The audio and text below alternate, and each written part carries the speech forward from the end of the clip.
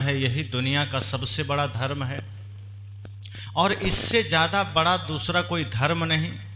जो इस्लाम को मानता है वही जन्नत में जा सकता है, जो इस्लाम को नहीं मानता है वो दोजख में जाएगा, नरक में जाएगा। हमारी जो किताब है वही खुदा के द्वारा भेजा हुआ है, बाकी सबकी किताब ऐसे ही उलूल जुलूल है।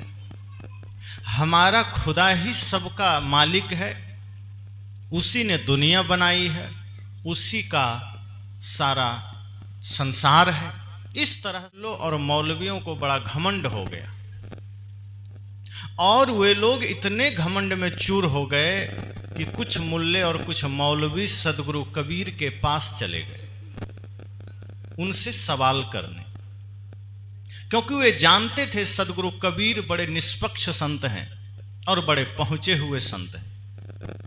इनके पास बड़ा ही अनुभव का ज्ञान है। इसी भाव को लेकर कुछ मुल्ले कुछ मौलवी उनके पास गए, यह सोचकर कि यदि हम अपनी बात सदगुरु कबीर को मनवा लेंगे तो कबीर जैसा साधु भी हमारा इस्लाम कबूल कर लेगा, वो भी हमारे खुदा को मानने लगेगा। ये सोचकर वे सारे मौलवी गए अपना अपना पोथी लेकर, कुरान जो भी उनकी किताबें हैं लेकर, कि आज तो कबीर को हरा ही देंगे, आज तो ऐसा ऐसा सवाल करेंगे कि कबीर तो आज हार ही जाएंगे और हमारी जीत हो जाएगी और फिर कबीर को हम इस्लाम कबूल करवा लेंगे। इसी अहंकार में वे लोग सदगुरु कबीर के पास गए। सदगुरु कबीर अपनी कुटिया में बैठे थे, ध्यान मग्न थे और वो मौलवी वहाँ जाकर प्रणाम किया, कहा कि आज हम आपसे शरणे आए। कबीर साहब ने कहा अगर कुछ जिज्ञासा लेकर आए हो, कुछ मुमुक्षा लेकर आए हो तब तो कोई बात नहीं, स्वागत है, लेकिन कुछ और मनसा लेकर आए हो तो मेरे पास समय नहीं है। कहा नहीं, आज तो आपको जवाब देना ही पड़ेगा। आप बहुत ज्ञानी हैं, मैंने सुना है, आप बहुत ज़्यादा लोगों के प्रिय हैं, पर आज तो आपको मेरा जवाब देना होगा, मेरे प्रश्नों का उत्तर देना होगा।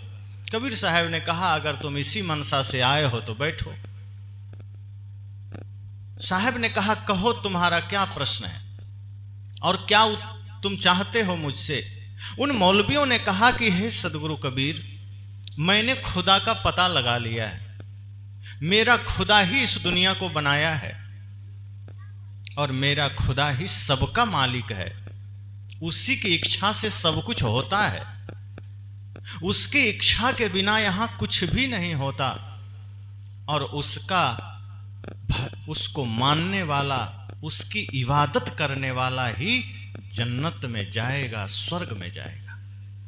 जो खुदा को नहीं मानेगा, खुदा ने आदेश किया है कि तुम उसको मार सकते हो, उसकी हत्या कर सकते हो और जो ऐसा करेगा वो स्वर्ग में जाएगा और जो खुदा को नहीं मानेगा वो नरक में जाएगा। कबीर साहब ने कहा और क्या है तुम्हारे खुदा की खासियत। उसने कहा हमारा जो कुरान है ये भी खुदा ने लिखा है। कबीर साहब ने कहा वो खुद बैठ के लिखा है।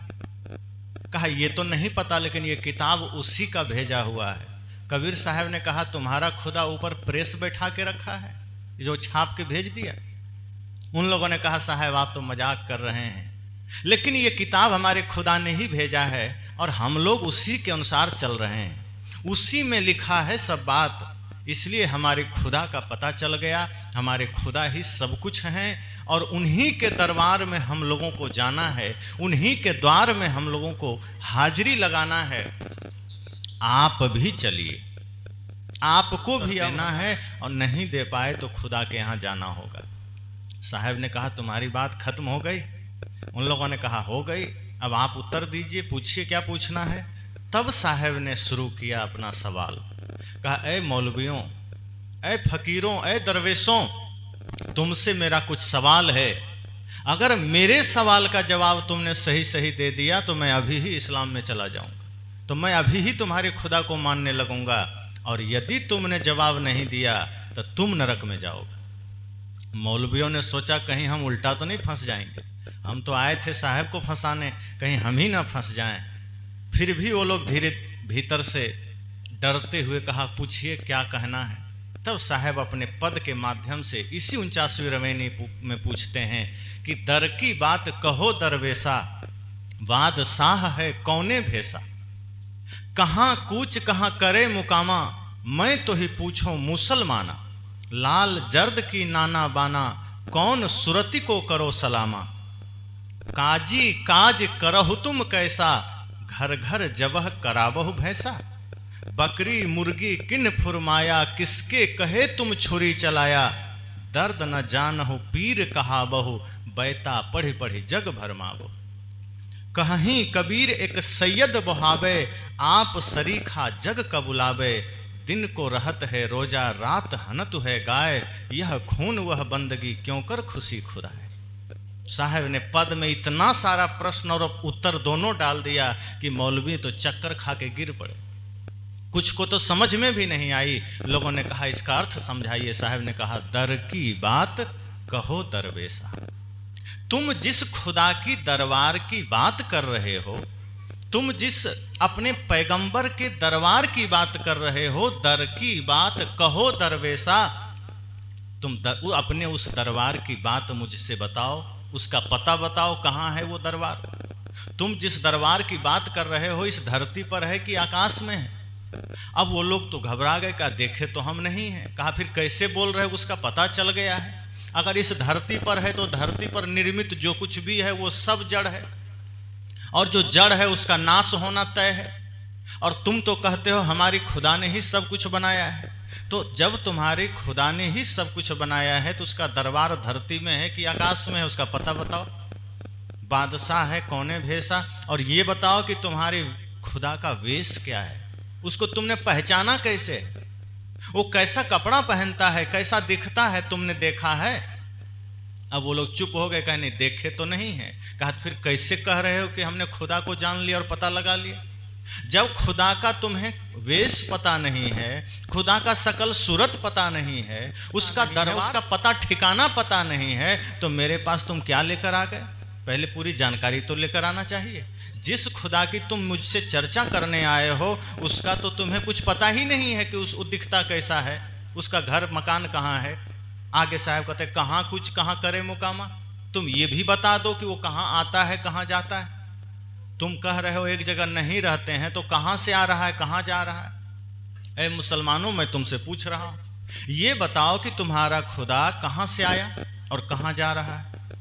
ना तो तुम्हें उसका पता मालूम है, ना उसका तुम्हें वेशभूषा मालूम है, ना तो वो कहाँ से आया कहाँ गया ये मालूम है, ना उसकी यात्रा का कुछ ध्यान है। फिर तुम किस आधार पर कह रहे हो कि खुदा को मैंने जान लिया है। खुदा को जानने का तरीका क्या है, और उसी अज्ञानता को तुम दूसरों पर थोपना चाहते। तुम ये कह रहे हो कि दूसरे लोग भी खुदा को माने, जिसका कुछ अता पता ही नहीं है उसको कैसे माने। ये तो ऐसा ही हुआ जैसे एक बार एक आदमी की नाक कट गई। अब नाक कट गई तो स्वाभाविक है आदमी तो बदसूरत दिखेगा। किसी की नाक कट जाए तो फिर उसकी सारी खूबसूरती चली जाती है।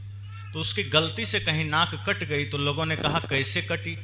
अब वो सोचा अगर मैं ऐसे ही कुछ बोल दूंगा तब तो लोग थोड़ा मजाक बनाएंगे, तो वो तरकीब निकाला।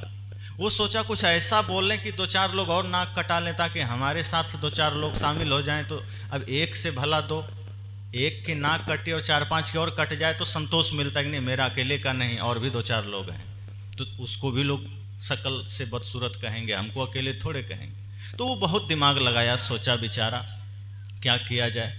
तब उसने कहा देखो भाई मेरी नाक ऐसे वैसे नहीं कटी, दरअसल ये नाक बाधा बन रही थी, भगवान का दर्शन नहीं हो रहा था। जब भी आंख बंद करते थे तो ये नाक बीच में आ जाती थी और इसके वजह से हम भगवान को देख ही नहीं पाते थे। इसलिए हमने नाक काट दिया और जैसे ही नाक काटा भगवान का दर्शन हो गया। अब जो दूसरा आदमी सवाल किया था वो कहा सिर्फ नाक काटने से भगवान दिख गए। उसने कहा बिल्कुल। कहा तब तो हमारी भी नाक काट दो। अगर नाक काटने से भगवान का दर्शन हो सकता है तब तो ये सुबह से शीघ्रम अभी ही काट दो। वो भी नाक कटवा लिया। अब जैसे नाक काटा तो कुछ नहीं दिख रहा है, चेहरा उसका भी बदसूरत हो गया। उसने कहा अब तुम झूठ बोल दिए मुझसे, तुम तो ठग लिए मुझको। ये तो बिल्कुल छल है, कुछ भगवान नहीं दिख रहा है। उस आदमी ने कहा तो तुम दूसरों को सच बता दो।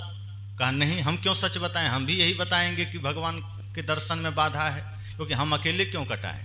अब यही चक्कर में वो भी दूसरों को यही बताने लगा कि भगवान को देखने में नाक बाधा थी, इसीलिए नाक कटवा लिए। इस तरह से 10, 15, 20, 50 की संख्या में उसकी भी एक जमात बन गई। साहब ने कहा यही तो तुम कर रहे हो। खुदा का आता पता नहीं है, उसका ठिकाना नहीं है, देखने का तरीका मालूम नहीं, और दुनिया को तुम खुदा का दर्शन करवा रहे हो। तुम्हें खुद मालूम नहीं है खुदा कैसा है। जिसने खुद पता नहीं किया कि खुदा है कैसा, वो दूसरों को बताया जा रहा है। बुझा हुआ दीपक कहीं दूसरे जला सकता है? कभी भी जला हुआ दीपक ही दूसरे दीपक को जला सकता है। जो आदमी खुद बंधन में है वो दूसरे का बंधन काट सकता है क्या? जो आदमी खुद नरक में है वो दूसरों को स्वर्ग भेज सकता है क्या? अंधा किसी को राह बता सकता है क्या? सदगुरु कबीर ने कहा तुम तो वही काम कर रहे हो। तुम्हें खुद पता नहीं है खुदा का, तुम्हें खुद ज्ञान नहीं है परमात्मा का, और तुम दूसरों को तलवार के बल पर हिंसा करके इस्लाम कबूल करवा रहे हो, और सोच रहे हो कि सबको हम खुदा का पता बता देंगे। तुम्हें तो खुद ही खुदा का पता नहीं है। साहब ने कहा कहाँ कूच कहाँ करे मुकामा, मैं तो ही पूछूं मुसलमाना, इसलिए तुम बताओ कि वो खुदा कहाँ से आता है, कहाँ जाता है, क्या उसका रहस्य है, बताओ, हम मान लेंगे। तुम कुछ तो बताओ, कुछ तो पता बताओ, अनजाने में कैसे मान लेंगे। आदमी बाजार एक घड़ा खरीदने भी जाता है तो ठोंक के 4 बार देखता है कि घड़ा ठीक है कि नहीं। तुम खुदा को मानने की बात कर रहे हो और बिना आता पता के। तब साहब ने अगली बात कही, चलो कोई बात नहीं, आगमन प्रस्थान का पता नहीं है, वो कहाँ आता है कहाँ जाता है इसका ज्ञान नहीं है, तो यही बता दो, लाल जर्द की नाना बाना, लाल है कि पीला है कि अनेकों कलर का है, खुदा का रंग कैसा है, वो लाल कलर में है कि पीला कलर में है कि हरा नीला कथा नाना प्रकार के कलर में है। ये तो बताओ, कुछ तो स्पष्ट करो।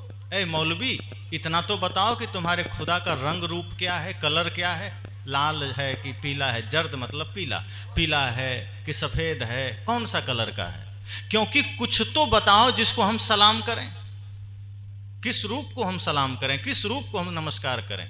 जैसे अभी जितने हमारे महापुरुष हैं उनकी तो फोटो है, राम जी की फ़ोटो है, कृष्ण जी की फ़ोटो है, कबीर साहब की फ़ोटो है, भगवान बुद्ध की फ़ोटो है, शिव जी की फ़ोटो है। तो हम उनका एक फ़ोटो देखते हैं, उनको सिर झुका लेते हैं। साहब ने कहा तुम्हारे खुदा की फ़ोटो कहाँ है, वो कौन सा कलर का है, उसका रंग बताओ। अगर उसका कोई रंग रूप है तभी तो सिर झुकाएंगे, कहाँ झुकाएं, अंधेरे में किधर सिर झुका दें, कुछ पता थोड़े चलेगा।